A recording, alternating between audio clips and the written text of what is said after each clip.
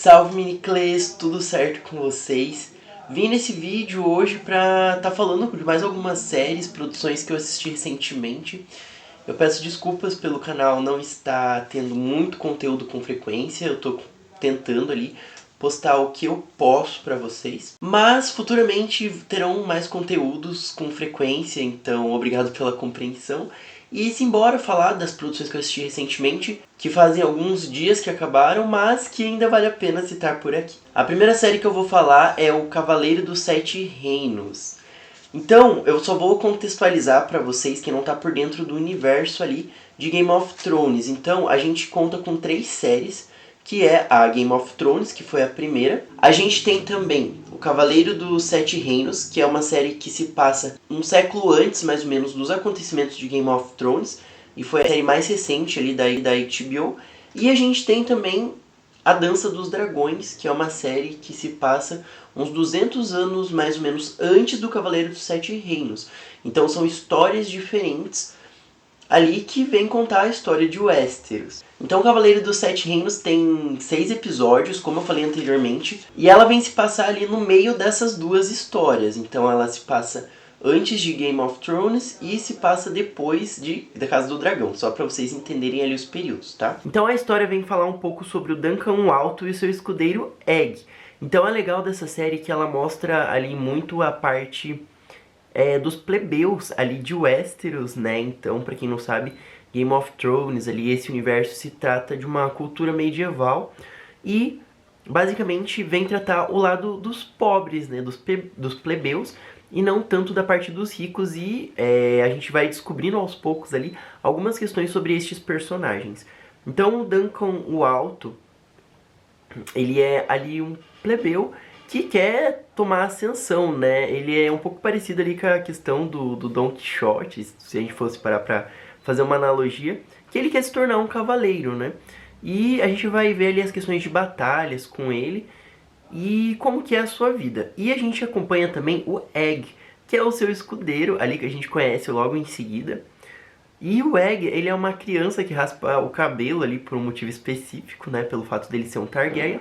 Só lembrando então que vai ter spoilers aqui nesse vídeo, tudo bem? E ele vem se passar ali próximo ao período da rebelião Blackfyre, que basicamente um dos reis Targaryen legitimou vários dos seus bastardos, né, que não tinham direito ao trono. Ele legitimou todos ali como possíveis herdeiros, e isso meio que causou ali uma rebelião.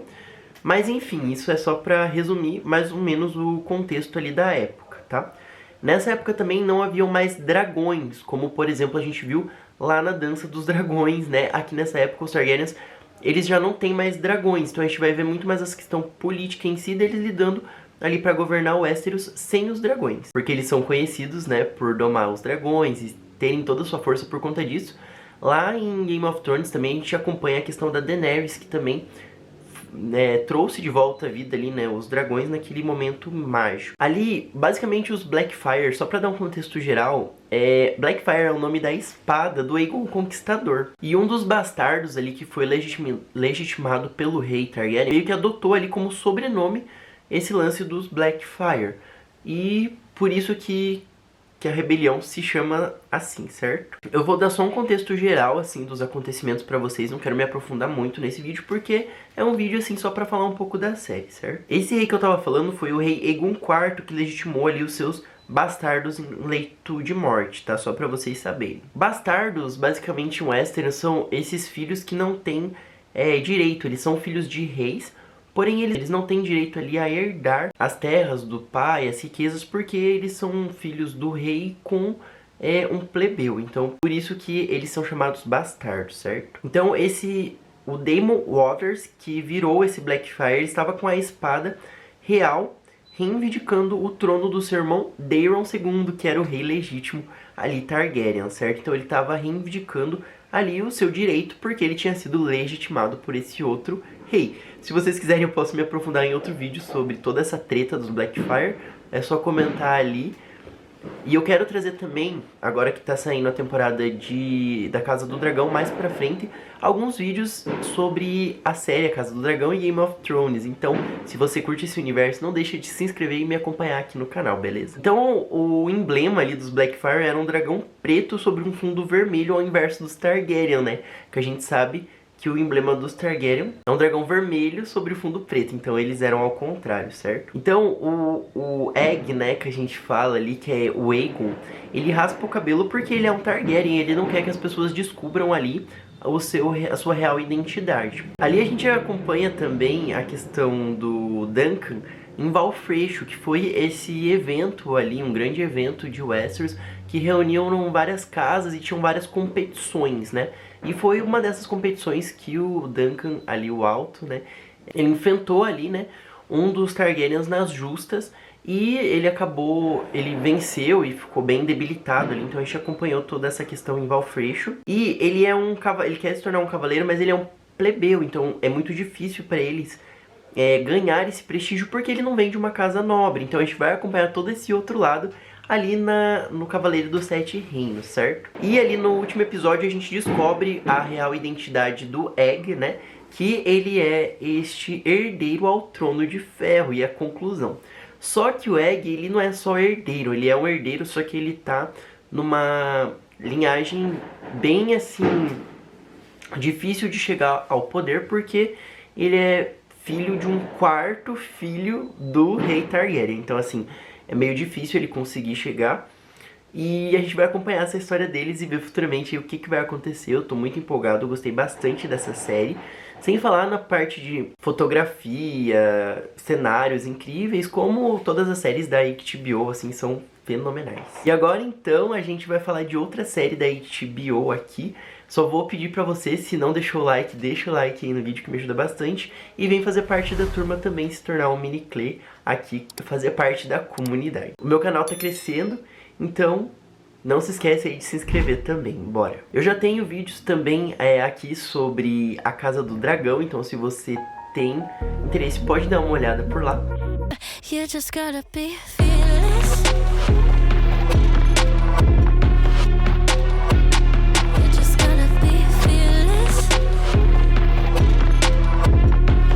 A próxima série que eu vou falar aqui também é da HBO, que foi Euphoria, que veio com sua terceira temporada. Eu vou contextualizar um pouco o que aconteceu nas outras temporadas de Euphoria. Então eu vou contextualizar só o que aconteceu aqui com Euphoria nas últimas temporadas, porque eu acabei não abordando no meu canal. Euphoria, então, na primeira temporada, ali, a gente vai acompanhar a história da Jules, né? E de alguns outros personagens. Então, a gente acompanha primeiramente eles na escola e todas as tretas ali. Euphoria vem falar muito sobre questão de abuso de drogas e outros temas sensíveis. Ela se destacou muito na época, quando saiu a primeira temporada, por toda a parte de fotografia, que realmente é muito fenomenal. E Euphoria, na primeira temporada, vem tratar ali essa questão dos adolescentes na escola, a Rue ali com o uso de drogas, e ela descobrindo sua sexualidade. E na segunda temporada também meio que vem falar sobre isso. Ele trata alguns outros temas na segunda temporada, como internet, e vem trazer de novo essa questão do uso das drogas, bullying, e enfim, tem vários outros personagens que eu vou entrar mais em detalhes aqui da terceira temporada. Eu posso dar uma contextualizada do que aconteceu com eles nas temporadas anteriores, mas enfim, vamos falar vamos falar agora da terceira temporada. Essa foi a última temporada de Euphoria, e ela veio concluir aqui, então, essa história. A gente acompanha nessa temporada algo um pouco diferente do que rolou nas anteriores, que foi essa questão deles não estarem mais na escola, né? Então eles terem saído ali do colegial, e a gente vai acompanhar a vida deles nessa nova problemática ali da vida real, né? Tipo, da vida fora da casa dos pais ali, nessa nova problemática ali da vida real, né? Tipo, da vida fora da casa dos pais ali, eles tendo que fazer o corre deles, né? Porque afinal acabou o colégio, então a gente vai acompanhar um pouco da vida deles a partir de agora, tá? Então, eu vou começar falando sobre a Rue, né? A Rue nessa temporada, basicamente, a gente acompanha ali no começo ela lidando ali com a questão do tráfico de drogas, o que eu achei muito legal. Aquele lance dela tendo que engolir as drogas, e algo que é muito arriscado, porque até eles mesmo falam na série que se estourar aquele negócio dentro do corpo dela, ela pode morrer, sabe? E como Euphoria se passa ali na Califórnia, tem a fronteira com o México, é um grande polo ali de tráfico de drogas. Então, vem tratar sobre esse assunto, o que eu achei muito legal, e a gente vai acompanhar a Rue nesse contexto. E depois, ela conhecendo o Álamo lá no puteiro dele, todas aquelas tretas que ocorreram posteriormente disso. E, inclusive, nessa temporada eu fiquei assim, quem que vai morrer primeiro? A Rue ou o Nate, que também foi outro que sofreu horrores nessa temporada, tipo assim... Nossa, cada vez pior, assim, a cada momento. É o lance de o cara indo lá e cortar os dedos dele. Nossa, foi horrível. E realmente essa temporada foi bem pesada, assim, eu acho que até mais que as outras. Teve muito sangue e mortes, enfim. Então, a Rue, ela conhece o Álamo, né, que é esse cara dono desse puteiro ali, que tem muito dinheiro. E ela fica assim...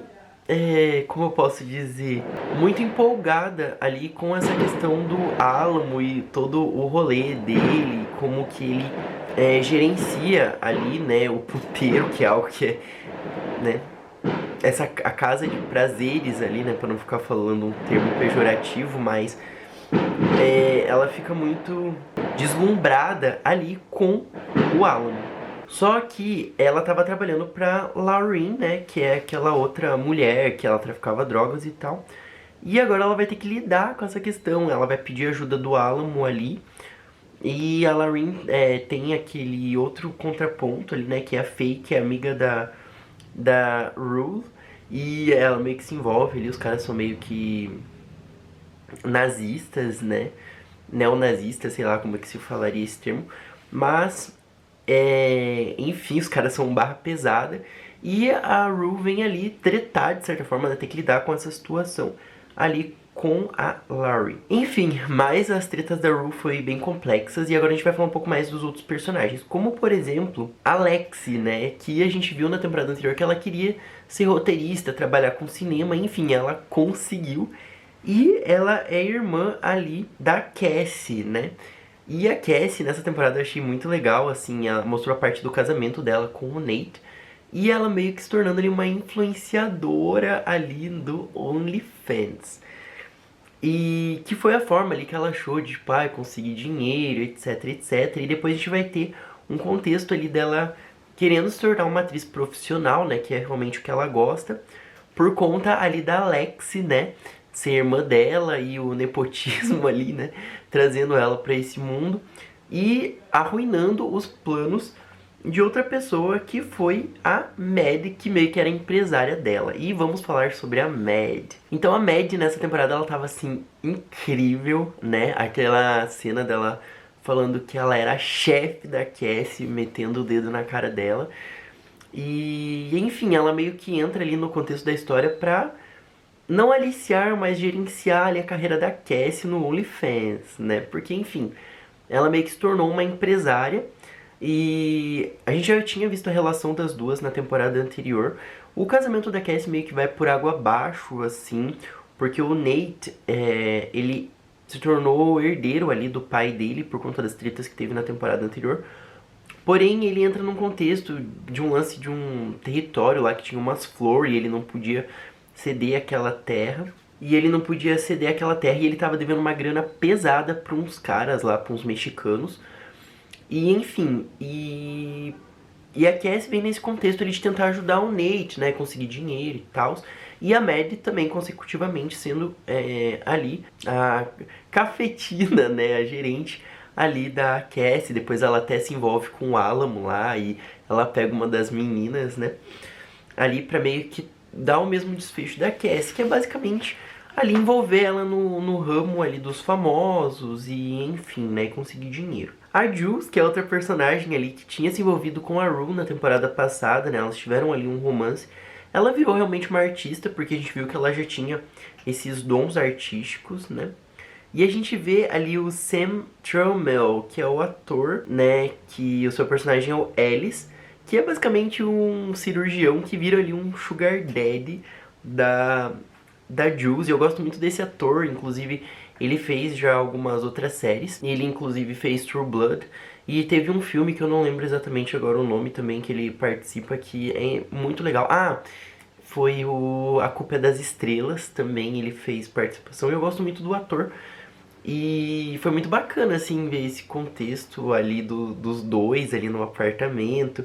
E a Rue tenta se relacionar novamente com a Jules, só que, enfim, teve essa questão do amadurecimento dos personagens, né? Eles não estão mais naquele contexto da escola, eles estão tendo a vida real, né? O contato real com as coisas, tendo que fazer a grana deles e tal. Então eu achei isso muito legal nessa temporada. E basicamente a série acaba ali no contexto da Rue morrendo, né? Ela morreu. Assim como o Nate também, aquela cena do caixão foi incrível, fenomenal. E a parte fotográfica da série realmente, gente, continua incrível, muito cinematográfica, assim. A série como um todo, essa temporada, desde o começo já, né, das primeiras temporadas, mas essa sim, a parte de cortes, a parte de trilha sonora, assim, fenomenal. Então vale super a pena ir assistir Euphoria.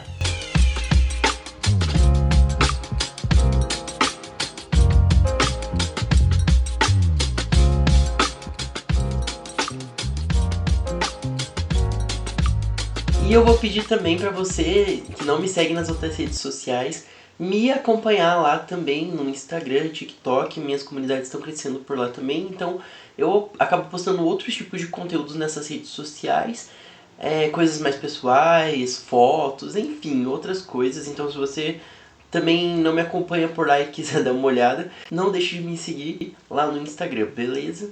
Eu vou falar de outra série também que se chama Scam. Então, só pra me dar um contexto, assim, Scam eu assisti recentemente. A primeira série que eu vou falar, ela é de 2015, ela é da Noruega, porque Scam meio que vem falar, assim, um contexto de jovens, né? A vida ali de alguns jovens, tipo como se fosse uma malhação mesmo, assim, não sei se vocês são da época de malhação. Inclusive eu já tenho vídeos aqui falando de muitas séries adolescentes, inclusive eu tenho das Five também, então é meio que esse contexto, assim, vem falar a vida dos jovens, eu gosto muito de séries assim. E Scam eu acabei descobrindo porque tem personagens muito emblemáticos. E Scam Noruega ali foi a primeira que surgiu, porque depois tiveram outras em outros países da Europa. Então tem Scam Espanha, que eu vou falar com vocês aqui também, tem Scam França, tem Scam, tem um outro país que agora eu acho que é Croácia também. Enfim, tem vários scams que basicamente eles venderam a ideia da série em si, só que não os personagens e tal, só que a série em si ela não pôde tipo alavancar muito em outros países, por exemplo, a Scan Noruega eles acabam ficando meio restrito aos seus países de origem, inclusive até por conta de direitos autorais. A própria série Scan Noruega ela teve muito uso das músicas do The Weeknd. E eles não podiam, assim, estar vendendo, vamos supor, a obra em si para plataformas como, por exemplo, a Netflix, ali por conta desses direitos autorais. Então ela meio que se tornou restrito aos países, talvez seja por isso que a série não seja tão conhecida. Porém, eles venderam a ideia, a proposta da série para os outros países. Por isso que tem Scan em outros países, né? E é engraçado porque os personagens meio que acabam se repetindo nos outros países, né? Eu vou falar aqui exclusivamente da Espanha com vocês, que foi um outro Scan que eu gostei bastante. Eu acabei assistindo outros, mas o que eu achei mais interessante foi o da Espanha, além da Noruega, claro, porque o da Noruega com certeza assim, é o melhor. Foi o que eu fiquei mais envolvido. E o da Noruega, eles têm ali 4 temporadas e cada temporada vem falar ali, são os mesmos personagens que aparecem, mas ele é meio que quase como se fosse um ponto de vista ali de um personagem em si. A primeira temporada ela vem falar sobre a Eva. Então a Eva é uma dessas meninas, basicamente eles pegam ali um grupo de meninas, né? Óbvio que tem personagens homens também, mas eles pegam um grupo das meninas e eles vão destrinchando ali. A gente vai acompanhando ali a vida amorosa delas e tal, e a vida delas também. Então a primeira temporada vem falar ali sobre a Eva, que tem um relacionamento com o Jonas, que é muito legal, eu gostei bastante, mas Com certeza a Skam ali da Noruega me pegou na segunda temporada, assim, me fixou muito. Eu gostei da primeira, mas a gente vai acompanhando um pouquinho dos outros personagens também. Então eu tava gostando mais dos outros personagens do que da Eva em si. A segunda temporada realmente foi a que me arrebatou, que foi a da Nora e o do William. Então a Nora é uma outra menina ali que tem um relacionamento com o William e a gente vai acompanhar ali a vida deles. A Nora, ela vive em um apartamento também com outros personagens, como por exemplo o Eskild, e tem mais uma menina que mora com eles, e depois vai vir também ali o Isaac para morar no apartamento deles. Que a gente vai acompanhar isso na terceira temporada. Mas na segunda temporada, meio que a Nora ali tem um relacionamento com o William, e é um relacionamento um pouco problemático, porque eles têm uns distanciamentos e depois umas voltas, enfim, como relacionamentos jovens. Acaba acontecendo isso tipo, de se afastarem, terminarem, depois voltarem, então a gente vai acompanhar um pouco disso. E a terceira temporada a gente vai ver o Isaac e o Ivan, que realmente assim foi o ápice das temporadas, assim. Essa terceira temporada eu gostei muito, que vem tratar um pouco sobre o Isaac, que ele tá descobrindo a sua sexualidade e ele tem um envolvimento ali com o Ivan, né? E esse momento em que eles se encontram, né? Esse primeiro contato deles no banheiro lá, aquela cena é muito legal. E a gente vai acompanhar um pouco a relação deles ali. E ao contrário da relação com o William, né, da Nora, é um outro tipo de relacionamento que eles vão se descobrindo aos poucos e eles já têm uma conexão muito grande. A gente descobre ali também depois que o Ivan tem alguns problemas psicóticos mesmo, mas enfim, eles vão superando e lidando com. Mas a questão é que no final eles ficam juntos e acaba dando tudo certo. E a última personagem ali do Skam Noruega foi a Sana Yusuf, que é uma menina que é muçulmana, né, da religião islâmica, e a gente vai acompanhar um pouco o contexto dela ali na Noruega, naquela sociedade em que não é muito comum ter esta religião e todos os problemas, né, que vêm sendo causados por conta disso, até questão de relacionamento, né, com alguém que, assim, o Yusuf, ele entende todo o contexto islâmico, mas ele não tá tão, assim, presente, né, na religião como a Sana, que leva bem a sério ali por conta da família dela. E a gente vai ver toda essa problemática, então foi uma temporada muito legal também, eu gostei bastante. E realmente Skam Noruega vale super a pena vocês assistirem. A gente tem relação dos outros personagens também ali durante as temporadas, como por exemplo a Viri, que é muito legal. A Viri, ela tem um grupo de teatro ali que a gente vê também na terceira temporada.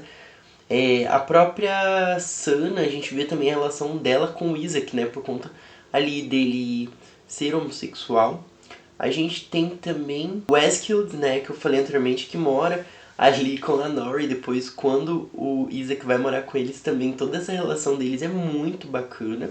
A gente tem o Chris, a Emma e a Mardi. Então a gente tem ali alguns outros personagens também que são muito legais, que vão ali contracenando com os outros personagens, então é muito bacana.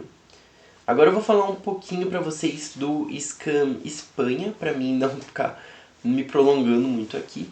O Skam Espanha, ele é de 2018, tá? Então ele veio depois, porque o da Noruega foi o primeiro, então os dos outros países acabaram sendo depois. A gente aqui também tem o mantimento de alguns personagens, o nome pelo menos deles. O contexto que eles vêm se apresentando então muda um pouco do original, né, do Noruega. Mas meio que a essência da série assim, é a mesma, porém os personagens têm algumas mudanças, tá? Então a gente tem alguns personagens, como por exemplo a Nora, que se envolve com o Alejandro, então aqui muda o nome do personagem. A Mir, que é a Nafisa, que é muçulmana. A gente tem a que é a Nafisa, que é muçulmana. A gente tem a Joanna, que ela é lésbica, né? Então eles trazem essa ideia nova pra série que não tem no Skam Noruega. A gente tem a Isaac, que aqui na verdade é a outra menina lésbica que se envolve com a Joanna. Então, parecido com o que ocorre na Noruega, só que aqui muda as personagens, que são duas meninas. A gente tem a Viri, o Eskild também, que aqui também é um menino gay. A gente vai ver um perfil um pouco diferente do Elskid, que a gente não vê lá na Noruega, então por isso que é legal assistir mais de um scan, porque você acaba vendo outros personagens ali, um contexto um pouco diferente. E a gente tem também aqui a Eva. Então, do Scan Espanha, eu não sei dizer assim exatamente qual temporada que eu gostei mais. Eu acho que todas elas são meio que equilibradas, assim. Eu gostei de ver os personagens em contextos diferentes, né? Porque é um país diferente, então assim, é uma sociedade diferente. Então eles trazem algumas problemáticas parecidas com o da Noruega. Os personagens, inclusive, têm os mesmos nomes, alguns ali, mas ela muda também algumas coisas. Então eu diria ali que seria 50%, né? Tipo, 50% da essência de Scan Noruega e os outros 50% foi criação ali do novo país, né, na Espanha. Então eu acho que também é outra que vale super a pena, eu gostei bastante, assim. E igual eu falei, ver os personagens em outro contexto, são outros atores também, então os personagens acabam tendo o mesmo nome, mas são outros atores, então é muito bacana também. E vale super a pena Scan, vão assistir. Eu recomendo vocês começarem pela Noruega, que foi o primeiro, assim como eu assisti. E eu acho que a série era mais bombada uns anos atrás, mas eu acho que ainda vale super a pena acompanhar esses personagens. E vamos falar da última série de hoje, galera.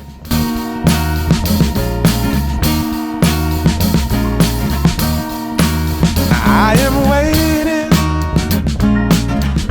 for a bus at the end of the night on the street. Vou falar pra vocês então que o Moon Pod também tem o canal lá no Spotify. Então, vocês que estão assistindo o vídeo vão poder também acompanhar no Spotify a parte de áudio. Talvez você esteja só escutando o áudio. Saiba que tem a parte de vídeo no meu canal do YouTube. Então, eu estou nas duas plataformas, né, nas duas formatos de produções. Então, se você acompanha nenhum quer ver no outro, aí fica a escolha de vocês também, só pra saber que tem essas outras possibilidades, certo? A última série que eu vou falar aqui foi One Piece, que é o live action, né, a série que veio com sua segunda temporada, é uma série da Netflix. E ela tá meio que retratando ali a questão do anime. Se você gosta de One Piece, saiba que eu tenho vídeos sobre o anime de One Piece, sobre os arcos. E a série vem tratar ali meio que o que acontece no anime. Eu acho que a série tá sendo bem fiel, assim, ao que acontece lá no anime. Eu já tenho o vídeo da primeira temporada. Essa segunda temporada, assim, ela vem tratar de alguns arcos thrillers e um contexto, assim, para o arco de Alabasta, que é o que eu acho fenomenal, um dos arcos que eu mais gosto. Inclusive eu falei na minha saga de One Piece, que é Caçar o Tesouro. Só que eu achei que eles iam falar já de Alabasta nessa temporada, só que acaba que eles não falam, eles vêm tratar tudo o que aconteceu antes de Alabasta, né? Então eles chegam no West Blue e eles têm alguns arcos lá como Long Town, a Reverse Mountain, Whiskey Peak, Little Garden e Ilian Drum. Então eles basicamente têm ali a chegada no West Blue pelo Reverse Mountain, né, que acho que tem um episódio que retrata isso, que é quando eles sobem lá a cachoeira ao contrário para chegar no West Blue, certo? A gente depois vai ver Whiskey Peak, né, que é um dos primeiros lugares onde eles chegam do West Blue, e depois o Little Garden. A gente vê toda aquela questão ali do pessoal de Alabasta, né, aqueles guerreiros infiltrados lá, o grupo da Baroque Works. Então a gente vai acompanhando ali os personagens, conhecendo alguns da Baroque Works, que são um grupo ali do Crocodile, né? Então a gente já vê algumas ceninhas que a gente já fica curioso, né? Pra quem já viu o anime sabe do que se trata, mas já dá um gostinho ali do que vai ser o arco de Alabasta. Eu não sei se a próxima temporada vai retratar só o arco de Alabasta, porque realmente eu acho que é um dos maiores arcos, assim. Acontece muita coisa lá. A gente vê também Little Garden, que é aquele dos gigantes, que, igual eu falei, é um arco thriller, eu gosto um pouco, mas não é assim um dos... Nossa, como eu acho bacana, sabe? E a gente vê a Ilha Drum do Chopper, que realmente esse eu gosto bastante. É um dos arcos mais legais antes de Alabasta, que a gente conhece o Tony Chopper, a história dele, né? Aquele lance com os médicos e todo o rolê da Ilha Drum. É bem fiel ao anime, ao que acontece lá. E como não gostar do Chopper, né? Tipo assim, simplesmente impossível. Teve todo aquele lance das cerejeiras, a gente conhece a Doctorina e tipo, cara, fenomenal. Igual eu falei, então essa temporada é um preparativo pra Alabasta. Então tem algumas tretas, tem algumas coisas legais. A gente conhece também o Mr. Tree, que é um personagem muito importante, assim, pro arco de Alabasta. A Miss Golden Week, né, que é a comparsa ali do Mr. Tree. E os dois, assim, são antagonistas muito legais de ver. Mas igual eu falei, Alabasta realmente é um arco que eu gosto muito e eu já tava, tipo, esperando, assim, ansioso, achando que já ia ter alguma coisa de Alabasta, mas por enquanto não. A gente só conhece os personagens em todo o contexto, né, a Vivi também. Então, assim, o legal desse arco antes de Alabasta é que vai vindo vários personagens que vão fazer parte da treta maior que é lá em Alabasta. E a gente já vai conhecendo, né, tendo um gostinho ali do que vai ser e de quem eles são, certo? Por exemplo, a Robin, o Chopper, eu acho que ele é um personagem que a gente não tem um gostinho, a gente já conhece a história dele, já vê o que ele é. Mas, por exemplo, o pessoal da Baroque Works, a Robin, tem o Smoke eu não lembro se ele aparece no arco de Alabasta, mas ele tá atrás do Luffy, ele também mais pra frente ele vai ser importante também. E eu acho que a temporada foi boa, igual eu falei, a série tá muito fiel ao anime, eu tô gostando bastante, assim. E não tá ficando tão caricato, sabe? Aquele negócio das Gomu Gomu no Mi, porque são coisas fantásticas, então seria fácil eles errarem na série. Eu acho que tá ficando um negócio bacana até. Eu gosto dos personagens. Eu acho que eles mudaram só um negócio, se eu não me falha a memória, o lance da baleia, quando eles encontram o Labum. No anime, se eu não me engano, teve uma questão que foi dentro do Labum e parece que eles mudaram isso ali na série, parece que eles ficam fora do Labum. Mas enfim, eu acho que são detalhes, eu posso estar errado, eu não lembro de cor o que rolou no anime. Mas assim, eu acho que são detalhes, eu acho que a série se mantém bem fiel ao anime e eu tô gostando bastante, eu só achei que já ia ser Alabasta aqui. Mas igual eu falei, esses arcos anteriores eles são todos uma preparação para o que vai ocorrer futuramente. Então eu tô muito empolgado para a próxima temporada porque eu quero muito ver Alabasta. É o meu arco favorito, ou um dos meus arcos favoritos, assim, de One Piece. E eu tô muito empolgado, muito empolgado. Comenta ali se vocês gostaram dessa temporada, o que vocês acharam. Se vocês acham que eles podiam ter colocado algo a mais, talvez resumido mais. Eu achei que ficou bom. Eu gosto da forma como eles estão levando. E a história do Chopper também teria que ter um pouco mais de episódios, porque realmente tem mais detalhes. E é uma história muito emocionante, né? A história do Chopper. Ela é bem triste, né? One Piece tem muito essa carga emocional muito forte em alguns personagens. E enfim, tem mais um tripulante agora no bando. Se você gosta de One Piece, não esquece também de dar uma olhada que eu tenho um vídeo do anime aqui resenhando os arcos. Óbvio que tem um resumo geral, assim. Eu acho que com a série vai ser bacana que eu posso entrar mais em detalhes. Mas vale super a pena também dar uma olhada na minha saga lá. Eu vou estar deixando linkado na descrição também a saga de One Piece. Muito obrigado por assistirem o vídeo até aqui. Até um próximo episódio de Moon Pod. Muito obrigado, galera, e tchau!